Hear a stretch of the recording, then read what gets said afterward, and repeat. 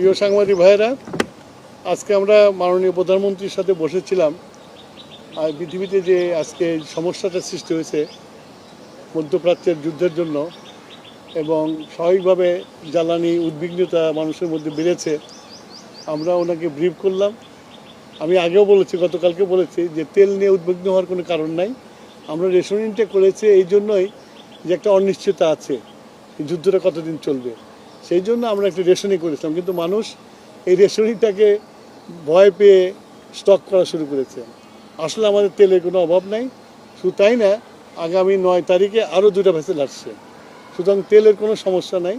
আমি সবার কাছে অনুরোধ করব, বিশেষ করে মিডিয়ার কাছে অনুরোধ করব, জনগণকে এই মেসেজটা দেওয়া যে এই তাড়াহুড়া করে কোনো কিনে দরকার নাই। আমাদের কাছে মজুদ আছে, আমরা পেট্রোল পাম্পে তেল দিচ্ছি এবং চলবে। এটার জন্য লাইন দিয়ে সারা রাত জাগার কোনো প্রয়োজন নাই। মানুষ তেল গেলে তেল পাবে। একদিকে লাইন দিচ্ছে, আবার অনেক জায়গায় পাম্প, আজকে কয়েকটা পাম্পে তেল পাওয়া যায় না। তো এই পাম্প ম্যানেজমেন্ট পাম্প ম্যানেজমেন্টে আমরা তো নির্দিষ্ট পরিমাণে তেল দিচ্ছি। এখন কোনো পাম্প যদি জলদি বিক্রি করে ফেলে, তারপরে তো পাবে না, তারপর পরের দিনের জন্য ওয়েট করতে হবে। সেটার জন্য আমরা মনিটর করছি, আমরা দেখব যাতে এরকম কম হয়, সেটা দেখবো আমরা। সেটা মানুষের মনের মধ্যে ঢুকতে পারবো না আমরা। আমাদের কন্ট্রোলিং যা আছে, আমরা কালকে থেকে আমরা মোবাইল কোড নামিয়ে দেবো, সব রকমের ব্যবস্থা আমরা নিয়েছি। এখন যে রেশনিং করা হচ্ছে 2 লিটার করে মোটরসাইকেলে, এতে করে তো একদিন পর পরই যেতে হচ্ছে অনেক। এটা কি আর একটু বাড়ানো যায় কিনা? না, আমি তো বললাম যে আমার মজুদ আছে, কিন্তু ওই যুদ্ধ কবে থামবে কেউ তো আমরা জানি না। তা আগে থেকে আমার ঘর ঠিক করতে হবে না, সঞ্চয়টা রাখতে হবে না? সেই জন্য আমরা এই সঞ্চয়টা করছি। আমাদের আরও 2টা ভেসেল আসছে 9 তারিখে। সুতরাং আমাদের যে শর্টেজ পড়ার কোনো সুযোগ নাই।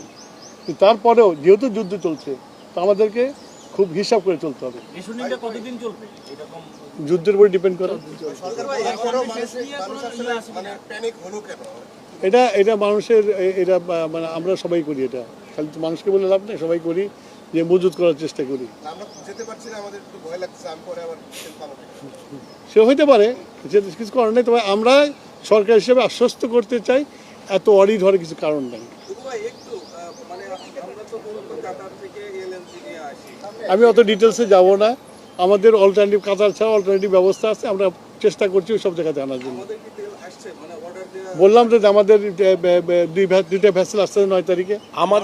আমাদের এলএনজি, এলপিজি সকল ধরনের তেলের পর্যাপ্ত মজুত রয়েছে এবং আগামী দিনগুলোতে যেন কোনো সংকট না ঘটে সে কারণে আমরা বিকল্প উৎস থেকে আমরা কাজ করছি।